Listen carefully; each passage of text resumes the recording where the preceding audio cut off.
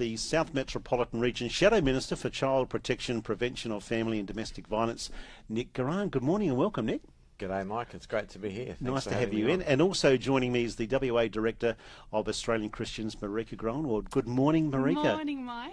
You can move that mic just a little bit closer. There we go. Yeah, so that better? Yeah, that's it. So sometimes I yell into these things, so I just try and keep the distance. No, that's okay. You can come close. Cool. Nice to have you both in. Now, the reason why we got you in, there's been a lot in the news lately about euthanasia. As soon as the Labor Party were voted in earlier this year, there seemed to be sort of perception that there was some urgency in bringing up this euthanasia legislation. Nick, now you're the co-convener of the Parliamentary Friends of Palliative Care. What is that? And tell us a little bit about that. Yeah, thanks. That started after the last debate that we had in the Parliament, which was in 2010. So wow, 7 years ago. Yeah. Wow. So after the 2008 election, we saw a similar type of activity happening, a lot of talk about this. A bill was brought in 2009. It took about a year before it then came on for debate. And when it then became debated, the bill was defeated, 24 votes to 11. And at the end of that process, I said to some of my colleagues, I said, look,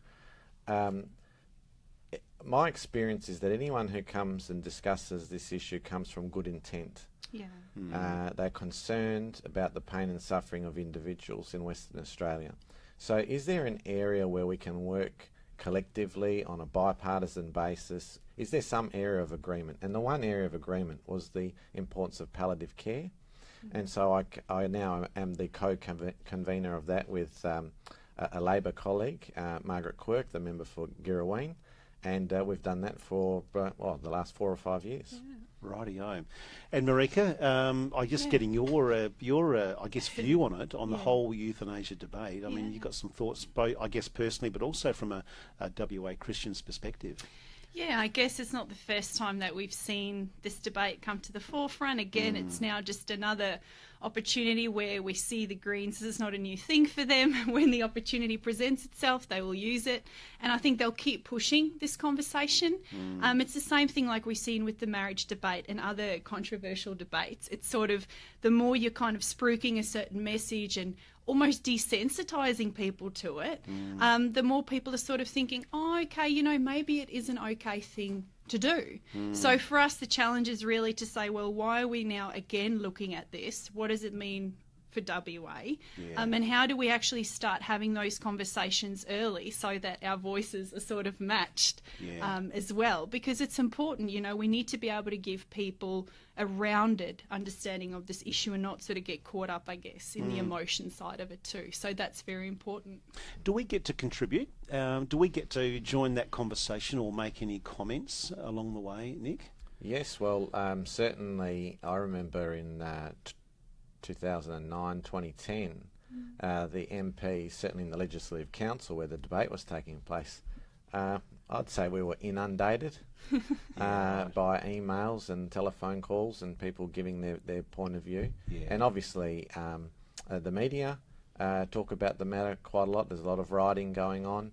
So people have plenty of opportunity to give their view to their local member of parliament, and that should be encouraged. That's one of the wonderful things about living in our democracy. Yeah. What actually is it though, Maryka and Nick? And we talk about it, euthanasia. What actually, when we think about terminology, what actually is it? What does it involve? And what's the, you share a little bit with us? Yeah, I think, and this is probably a very good starting point when people are sort of wrapping their head around euthanasia, because of course you've got euthanasia in the media, then you've got these terms like assisted suicide, you've got passive euthanasia, you've got active euthanasia, so you'll find that there's so many terms out there and people probably don't even completely understand what the difference is between euthanasia and assisted suicide. I mean, Nick might find the same, that you see the two used so closely together, but there are differences between them. Yeah, that's right. There are differences between them, but I've found that it's the easiest term to use is assisted suicide, because irrespective of the other terms that you use, that's really what it boils down to. So put it in a practical example for you, Mike.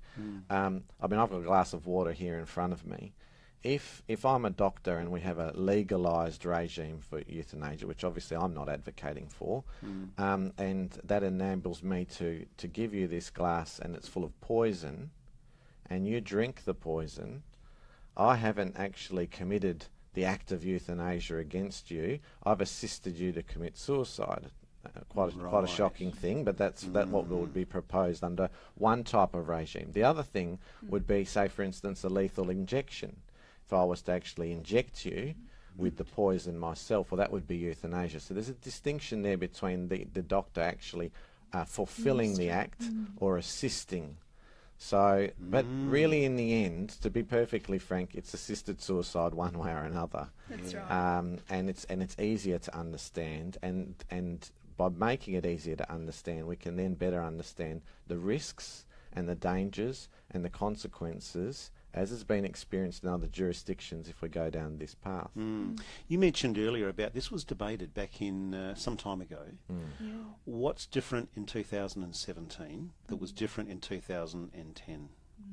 Yeah. Why are we having this debate? Yeah, look, it's part of a concerted push that's been happening across the nation for an extended period of time. We see that in different states after elections. Those who are passionate about this issue and want to see this happen, they re-emerge. They look at the numbers in the various parliaments and they start again. So in that sense, it's not surprising. But in terms of the technical answer to your question, what has actually changed in the last 7 years? Well, one thing that's changed is the ongoing improvements in palliative care. So we're in a better position now than ever before to be able to deal with people's pain and suffering in a truly compassionate way. The palliative care specialists that I deal with all the time and bring them to Parliament to brief the MPs, the modern marvels that are happening are quite incredible. It's a real blessing in our community. And another great thing about living in Western Australia, the level of health care that we have available to us here is truly first class. We lead the world in that area. Yeah. And I think it's interesting to note, as soon as you've got all these improvements in palliative care and you've got that side of the conversation ramping up, you've got the other side of the conversation to go, no, we need to give people choice. We need to give people choice. And it's so funny when you read through a lot of the publications for people that are pro-euthanasia, it's like, does it actually become about the person's well-being, or is it just this push for choice? I mean, that's something that I look at and I struggle with, and I go, are people more concerned to push for people because they have to have a choice? And obviously I can appreciate that, yes, free will, that's great, it's people's prerogative, but it almost seems that that choice becomes more important than the person's well-being. And I think that's why being against euthanasia is so important, because you're providing people with an opportunity through palliative care to actually look after them emotionally, psychologically. There's so much that sits within palliative care that looks after a person's well-being, rather than just go, just give them the choice. What are the risks if someone's listening, thinking, well, you know what, what does it really matter? You know, what would you say to that, Nick? Yeah, Maryka? Well, I mean, there are, as Maryka's already flagged, there's a long list, but let me start with one.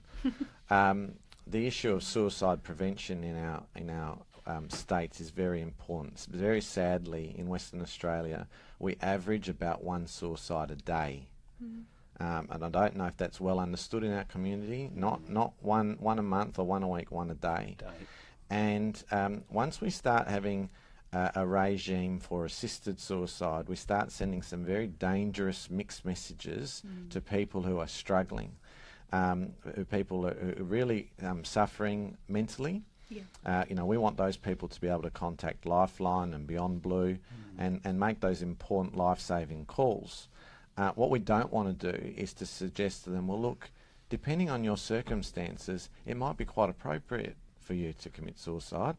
And for others, no, we think that you're sufficiently able-bodied, and so we want to put you in a suicide prevention program.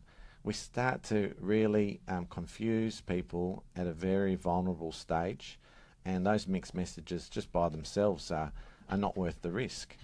But that's one category. It is, and I think one of the important things that we've seen from places like Belgium who have legislated euthanasia is it might start with this sort of very strong bill and, there's rigorous safeguards and all these words that they use to buffer it. But then you actually see, as time goes on, they kind of introduce all these other elements to it. So, you can euthanize perhaps people that have severe disabilities. You can have the opportunity to euthanize kids that might have severe diseases or disabilities. So I think that for us is unfortunately one of the realities that we see is once you start legislating on something that might look at terminally ill patients, you actually open up this whole other area to legislate and bring all these amendments for other things. And I guess that's something that we're mindful of. The quality of life of someone differs. If someone's pain threshold differs, how do you even measure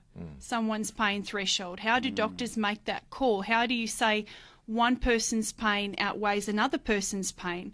So, there are so many issues that you need to look at, because once you introduce it, it then opens up, I guess, the conversation for other forms of euthanasia. If it's a right, in effect, what you're saying is if it's a right for one person, one Western Australian citizen, should be a right for everybody. That's right. Very, very dangerous once we go down that path. As I say, we already have this problem with one per day, which we're battling. We're desperately trying to help these people. So we don't need that. The other example I'll quickly give you, Mike, is the issue of elder abuse. It's a very sad indictment on our community and our Western culture that we actually have the elderly which are taken advantage of. More often than not for financial motivations, but not necessarily always. And what we've found in the other jurisdictions when we've analysed what's happened there is that assisted suicide has effectively been a recipe for elder abuse to occur. And so, like the suicide prevention area, this is an area that's real. We need to continue to focus in that space. And this other regime is going to be a very unhealthy, unhelpful distraction to that. So they're just two of a list of reasons. We might have to come back on another week to discuss the other risks, but they're two quick ones on suicide prevention and elder abuse. That is interesting, that elderly one, though. Think that the elderly could be taken advantage of. In their situation, and they may even not realise what's going on. That's exactly for a lot of elder people, particularly if they've got dementia and well, that's right. How do you make an informed... Part of the euthanasia legislation is a person needs to be able to be of sound mind. They need to be able to make an informed decision. I mean, a lot of parents, they sign off or they give their kids or family members rights to the kind of things that, where they go, their medication. So what stops someone from saying, I can speak on behalf of mum or dad or whoever, they're in excessive pain, I actually sign off on this to say I'll make the decision on their behalf. That's a very, very slippery slope. Yep, we've seen it in the other jurisdictions. Yep. Yeah, we've been having a conversation about euthanasia. You mentioned at the start, Nick, your role as the convener of the Parliamentary Friends of Palliative Care. How important is that, do you think, in this whole discussion and debate on euthanasia? Yeah, the reason I continue to be passionate about it, and that Margaret and myself, we've decided to again co-convene that for the new Parliament, the 40th Parliament, is because we're conscious of the fact that members of Parliament are expected to effectively become experts on all topics in society. And the truth is, why would we expect members of Parliament to be experts on euthanasia and assisted suicide and what's happened in the other jurisdictions? It's a very specialised field, a very specialised topic. And what we do want to then make sure is that the members of Parliament are properly informed, so that when they're going to be making a decision in the debate, they've got all of the facts and the information. And as I said, the one area where there is a common bipartisan approach is on palliative care, and to make sure that in Western Australia, even though we've got a very good palliative care system here, that we make sure that governments of all persuasions are resourcing them properly. And remember, Western Australia, geographically, it's a huge state.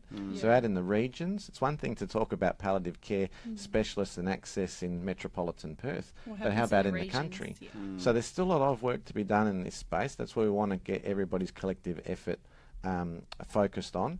And that's why we're going to continue to do it for the next 4 years in the Parliament. Yeah. Wow. And that's the cool thing, I guess, about palliative care when you look at what it does and sort of the holistic approach to palliative care. You know, a lot of the stuff that AC's been looking into is, for us as Christians, you know, a person's spiritual well-being, their emotional well-being, all those things are very, very important. And if anything, this whole euthanasia conversation needs to actually, for us as Christians, go, how are we reaching out to people now? You know, I think for me, it really brought back the fact that it's such an amazing gift to have salvation, and for us to be able to share that with people and go, hey, look, there is a way that you can...